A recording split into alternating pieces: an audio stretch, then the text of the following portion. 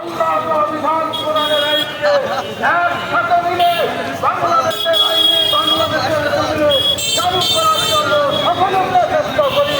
আমাদের দেশে দাওয়াত আমরা দিতে চাই। আল্লাহ তাআলা কোরআন মাজিদে দুটা দলের উল্লেখ করেছেন। তিনি বলেছেন হিজবুল্লাহ, আল্লাহর দল। আরেকটা দলের কথা বলা হয়েছে হিজবুত শয়তান। আপনারা বলেন আমরা কি সরকারি দলের পক্ষে থাকবো নাকি আল্লাহর দলের পক্ষে থাকবো? যারা আল্লাহর দলের পক্ষে চান আল্লাহকে দেখা, আল্লাহকে দেখা।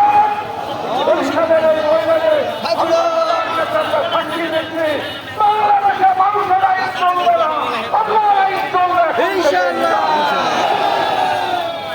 সংগ্রামী সাথী ও বন্ধুগণ, আজান হয়ে গেছে, আমার কানে আজান হয়ে গেছে।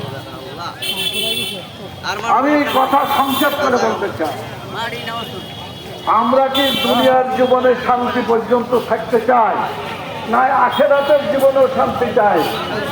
কথা বলেন, শুধু দুনিয়াতে চাই না আখিরাতেও চাই?